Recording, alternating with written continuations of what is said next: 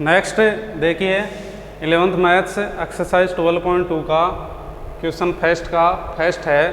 उसमें क्या टॉपिक रहेगा, डिस्टेंस बिटवीन 2 पॉइंट, 2 पॉइंट के बीच में अपन को डिस्टेंस बताना है।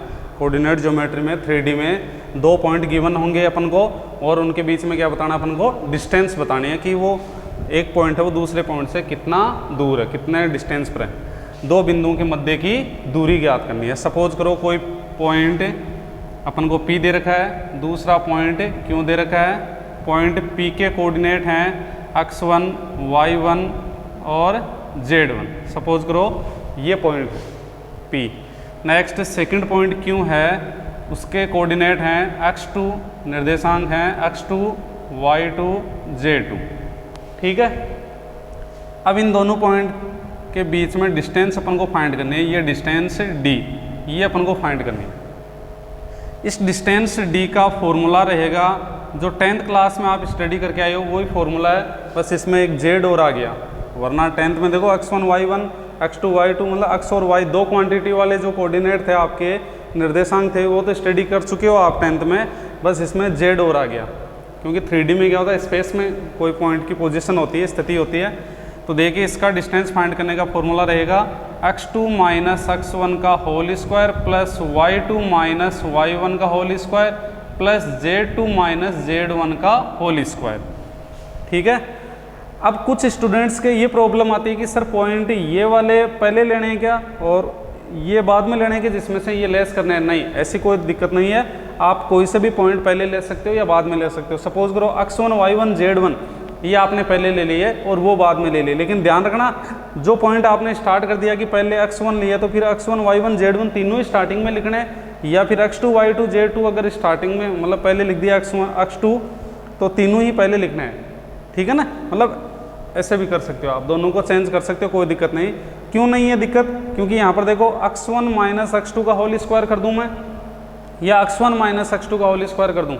ठीक है ना, या y2 माइनस y1 या y1 माइनस y2 का होल स्क्वायर, क्योंकि होल स्क्वायर की वजह से प्लस माइनस का कोई फर्क नहीं पड़ेगा, ऑलरेडी हमेशा प्लस ही रहेगा। वैसे तो प्लस इनके बीच में साइन है, लेकिन अगर इनमें होल स्क्वायर में करके ये अंदर चेंज भी कर दूँ होल स्क्वायर करके, तो यहाँ पर साइन आउटसाइड में किसका आएगा, प्लस का आएगा, इसलिए कोई प्रॉब्लम नहीं रहेगी। आपका फॉर्मूला ये रहेगा। ठीक है। तो ये फॉर्मूला यूज़ करके अपन 2 पॉइंट्स के बीच में अपन डिस्टेंस फाइंड करेंगे। तो ये आपका जो फॉर्मूला है वो मैंने आपको बता दिया। अब मैं क्वेश्चन लेता हूँ आपका एक्सरसाइज 12.2 का फर्स्ट है। उस क्वेश्चन में देखो पॉइंट अपन को क्या दे रखे हैं और उन दोनों पॉइंट के बीच में अपन को डिस्टेंस फाइंड करनी है। पॉइंट दे रखे हैं 2, 3, 5। पॉइंट P दे रखा है 2, 3, 5 और पॉइंट Q के कोऑर्डिनेट दे रखे हैं, निर्देशांक दे रखे हैं 4, 3, 1। 4, 3, 1। इन दोनों पॉइंट के बीच में अपन को ये डिस्टेंस फाइंड करनी है। ठीक है। डिस्टेंस बिल्कुल स्ट्रेट है, ये ऐसे नहीं कि ये इस तरीके से टेढ़ी-मेढ़ी, नहीं, बिल्कुल स्ट्रेट। ये डिस्टेंस अपन को फाइंड करनी है PQ। तो PQ डिस्टेंस या PQ दूरी is equal to, first of all अपन फॉर्मूला लिखेंगे और इस पॉइंट को अपन मान लेते हैं P को x1, y1 और z1। ठीक है। और लेट इसको अपन मान लेते हैं x2, y2, z2। ठीक है। वैसे यहाँ पर ये ज़रूरी नहीं लिखने की, लेकिन आपको बता रहा हूँ स्टार्टिंग में समझाने के लिए कि इन दोनों पॉइंट्स को इस तरीके से आप रैंडमली मान सकते हो। इनको x2, y2, z2 वो मान लो, इनको x1, y1, z1 मान लो। ठीक है। फिर उसके अकॉर्डिंग मैं फॉर्मूला लिख रहा हूँ। तो फॉर्मूला देखिए क्या होगा, x2 माइनस x1 का होल स्क्वायर, अभी बताया था मैंने, y2 माइनस y1 का होल स्क्वायर प्लस, ध्यान देना आप देखे, सपोज करो मैं यहाँ z1 माइनस z2 का होल स्क्वायर लिख दूँ तो वो गलत होगा। क्या लिखूंगा, z2 माइनस z1 का होल स्क्वायर लिखूंगा, 1 नहीं लिखूंगा पहले, क्योंकि 2 स्टार्टिंग में चल रहे हैं तो z2 भी स्टार्टिंग में ही रहेगा। तो नेक्स्ट डिस्टेंस को अगर मैं d से डिनोट करूँ और यहाँ पर पॉइंट पुट करता हूँ तो देखिए x2 की जगह कितना है वैल्यू, 4 माइनस कितना है 2, 4 माइनस 2 का होल स्क्वायर प्लस y2 कितना है 3 माइनस यहाँ पर कितना है y1 ये भी 3 होल स्क्वायर प्लस z2 कितना है 1 और माइनस Z1 कितना है 5 होल स्क्वायर, राइट। नेक्स्ट देखिए D is equal to, next step में क्या आएगा, D 4 में से 2, इसको यहाँ पर सोल्व करने का देखो मेथड क्या रहेगा, यहाँ कुछ स्टूडेंट a माइनस बी का होल स्क्वायर का फॉर्मूला यूज़ करेंगे, एक्सप्लेन करेंगे इसको, और कुछ स्टूडेंट करेंगे इसको पहले जो न्यूमेरिकली यहाँ पर वैल्यू है 4 में से 2 लेस करके और फिर उसका स्क्वायर करेंगे। दोनों ही सेम है लेकिन ये इजी रहेगा, ठीक है ना, इससे स्टेप इजी वे में सोल्व हो जाएगी। कैसे, 4 में से 2 लेस हुआ तो कितना हो गया 2, और ऊपर क्या है स्क्वायर है ये आपका, प्लस 3 में से 3 लेस हुआ तो क्या 0, ऊपर स्क्वायर है, प्लस 1 में से 5 लेस हुआ तो -4 होल स्क्वायर, ठीक है। नेक्स्ट देखिए D इज इक्वल टू कितना आ जाएगा, 2 का स्क्वायर 4 प्लस 0 का स्क्वायर 0 प्लस -4 का स्क्वायर कितना हो गया 16, 4 चौक 16 और 4 जा 16, ठीक है ना। माइनस कहाँ गया, क्योंकि स्क्वायर आपकी जो सम संख्या के रूप में है पावर, तो माइनस का क्या हो गया प्लस, आपकी जो पावर है वो इवन है, ठीक है, इवन पावर होती है तो आपका 2 हो चाहे 4 हो चाहे 6 हो, आपका माइनस का स्क्वायर या 4 पावर है या 6 पावर हो क्या हो जाता है प्लस हो जाता है। ओड में माइनस आ जाता है आउटसाइड में, ठीक है ना, लेकिन यहाँ पर ऑर्डर रहता है नहीं, हमेशा स्क्वायर ही रहेगा, 2 पावर ही रहेगी इवन में ही। नेक्स्ट देखिए D इज इक्वल टू 16 और प्लस 0 प्लस 4 कितने हो गए 20, ठीक है। तो D इज इक्वल टू √20, इसको एक्सप्लेन करो तो कर सकते हो, अदरवाइज यहाँ तक ही सही है। और यहाँ पर लिख देना यूनिट, क्योंकि कुछ भी हो सकता है, यहाँ पर डिस्टेंस का जो यूनिट है इकाई कुछ भी हो सकते हैं, मीटर सेंटीमीटर, ठीक है। तो ये आपकी आगे डिस्टेंस कितने √20। अगर इसको आप सोल्व भी करना चाहो तो फैक्टराइजेशन मेथड से सोल्व कर सकते हो, कोई दिक्कत नहीं। D इज इक्वल टू 20 के फैक्टर करूँगा मैं तो 2 × 5, 5 2 जा कितना हो गया 10, फिर वापस कितना हो गया 2, और यहाँ पर पेयर बनाऊँ तो देखो ये तो पेयर बन रहा है 2 और 2, इसमें से एक 2 आउटसाइड में आ जाएगा और 5 अंदर रह जाएगा, ठीक है ना। तो D is equal to 2/5 unit, इकाई। इस तरीके से आपको ये क्वेश्चन करना है, ठीक है। दोबारा देख लीजिएगा एक बार, ये तो मैं टॉपिक लिखा था वो था 2 बिंदुओं के मध्य की दूरी। फर्स्ट ऑफ ऑल जो आपको फर्स्ट पॉइंट दे रखा P, उसको अज्यूम कर लेना P, मतलब आपको कोऑर्डिनेट निर्देशांक दिए हुए होंगे, P आप शो कर देना। कुछ स्टूडेंट AB से भी शो करेंगे, कोई दिक्कत नहीं, MN AB PQ कुछ भी करो चाहे। तो P पॉइंट के कोऑर्डिनेट लिख दिए और फिर Q पॉइंट के कोऑर्डिनेट लिख दिए और एक लाइन ड्रॉ कर देना, ये रफली एक डायग्राम है, ठीक है। फिर PQ डिस्टेंस है, PQ डिस्टेंस, उसके बाद में फॉर्मूला लिखोगे आप इज इक्वल टू का साइन लगा के, और फिर यहाँ पर ये point x2 y2 z2 assume कर लेना और ये x1 y1 z1 अज्यूम कर लेना, उसके अकॉर्डिंग फॉर्मूला लिखते हुए वैल्यू पुट करके, और ऊपर होल स्क्वायर आपका है, और उसके बाद में इन नंबर्स को सोल्व करके होल स्क्वायर का वैल्यू फाइंड आउट करके पुट कर दोगे इसमें, और फिर यहाँ जो नंबर आएंगे उनको ऐड वगैरह करके आप उनका फैक्टर वगैरह करके अंडर फाइंड कर लेना, ठीक है। अंडर कंप्लीट अगर आ रहा है तो कोई दिक्कत नहीं, और अगर इस तरीके से आ रहा है तो डायरेक्ट यहाँ पर भी आप यूनिट या इकाई लिख सकते हो, और उसको अगर सोल्व कर रहे हो थोड़ा सा एक स्टेप में तो उसके बाद में आप यहाँ पर तक भी सोल्व कर सकते हो। ये था आपका 12.2 का फर्स्ट क्वेश्चन। सपोज करो SI सेकंड क्वेश्चन है, उसको अगर अपन बात करें तो उसमें किस तरीके से, देखो इसमें पॉइंट P और पॉइंट Q दोनों के जो कोऑर्डिनेट है निर्देशांक है वो क्या है पॉजिटिव है, देखो plus plus plus plus plus plus. अब थोड़ा सा अगर सपोज करो माइनस से रिलेटेड हो तो आगे के क्वेश्चन में अपन देखेंगे कि माइनस भी आ रहा है क्या, देखे माइनस होगा तब थोड़ा सा क्या चेंज होगा। वैसे आप लोग 10th क्लास में इस टॉपिक की स्टडी कर चुके हो, बट उसमें ओनली x और y 2 ही क्वांटिटी थी, कोऑर्डिनेट निर्देशांक थे 2 ही थे वो, x और y। इसमें थोड़ा z और आ गया, तो ऐसी कोई दिक्कत नहीं, आप कंसेप्ट आपके क्लियर हैं।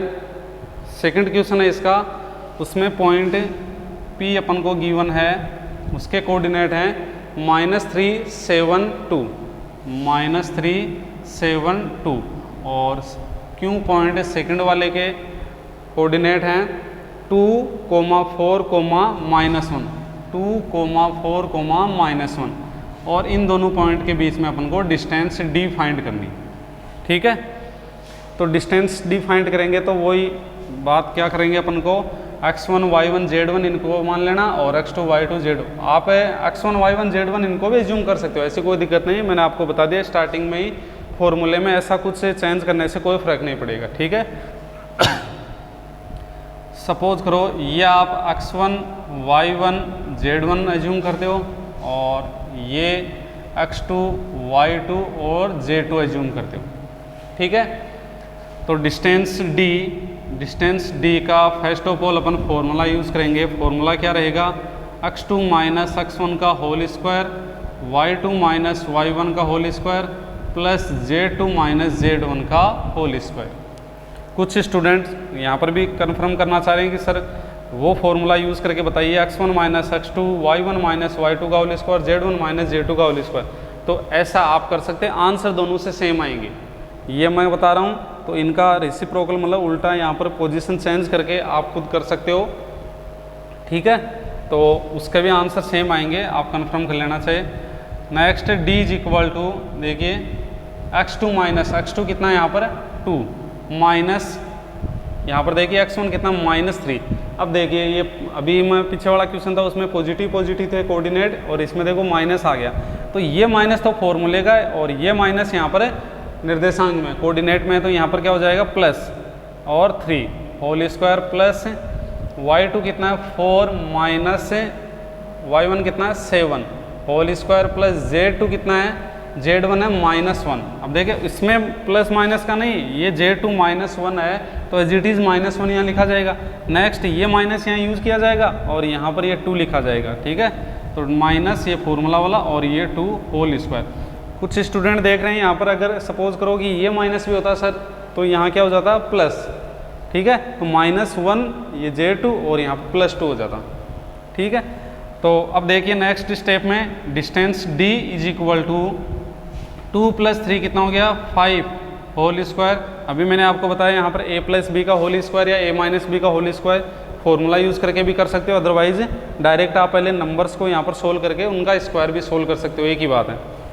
तो 5 का स्क्वायर होल स्क्वायर है यहाँ पर। नेक्स्ट प्लस 4 में से 7 लेस हुआ तो -3, माइनस का बचा ना यहाँ पर -3 का स्क्वायर प्लस -1 -2 -1 है इसमें -2 लेस हुआ तो ये तो सेम क्वांटिटी होगी, जो आपके साइन है उन दोनों के सेम हो गए तो ऐड हो जाएगी -3 का whole square.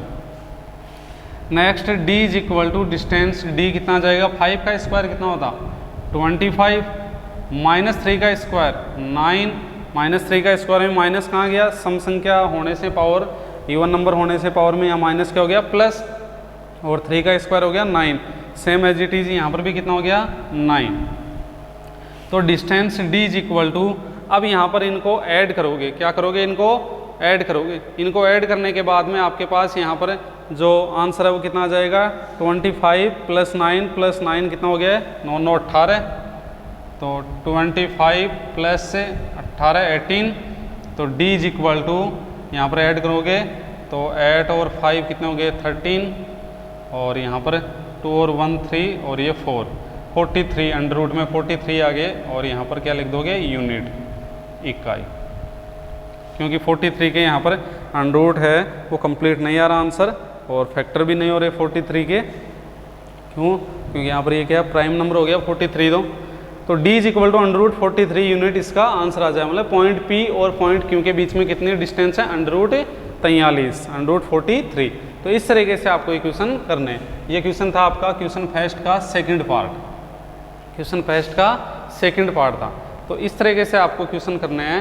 Next question first का थर्ड पार्ट की बात करूं तो यहाँ पर देखिए आप वो जो चेंज करके मैंने बताया था x1 - x2 y1 - y2 z1 - z2 whole square, इस तरीके से भी आप करोगे तो आंसर ये आएंगे, ठीक है।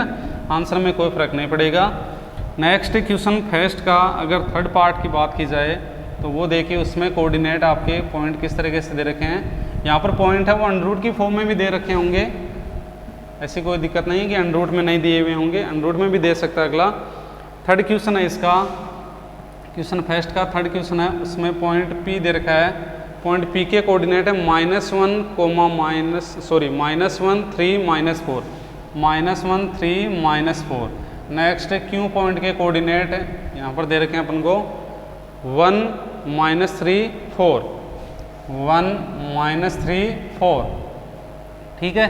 इन दोनों पॉइंट के बीच में अपन को डिस्टेंस d फाइंड करना है, d फाइंड करना है। तो डिस्टेंस दूरी पी क्यू, दूरी पी क्यू फॉर्मूला यूज़ करेंगे। इसको अगर मैं x2 x1 ठीक है इस तरीके से मानूँ तो यहाँ पर क्या आ जाएगा x2 माइनस x1 का whole square plus y2 minus y1 का whole square plus z2 minus z1 का होल स्क्वायर। ये आपने फॉर्मूला यूज़ कर लिया।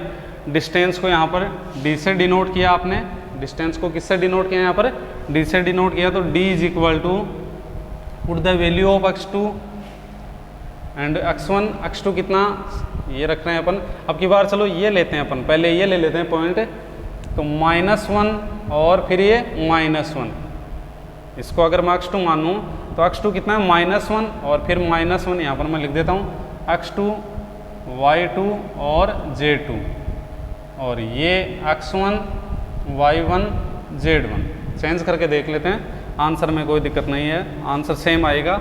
तो -1 का होल स्क्वायर प्लस y2 यहाँ पर है 3 और y1 कितना है -3, तो यहाँ पर कितना हो जाएगा +3 का होल स्क्वायर।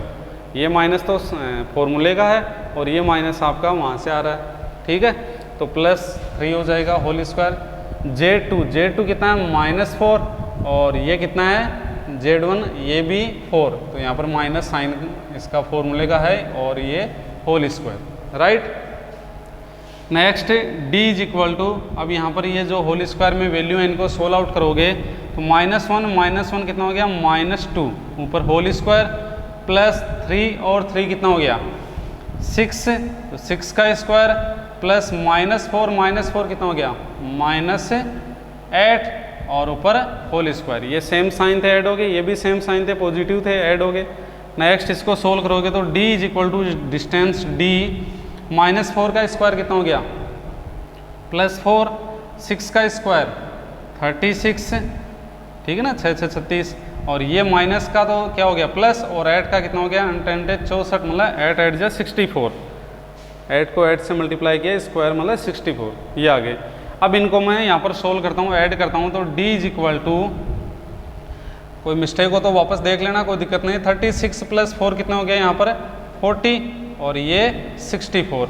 अब इन दोनों को ऐड करोगे तो कितना आ जाएगा आपके पास 4 और यहाँ पर ये 6 और 4 कितना हो गया 0, 104 अंडर रूट 104 आपकी वैल्यू आई।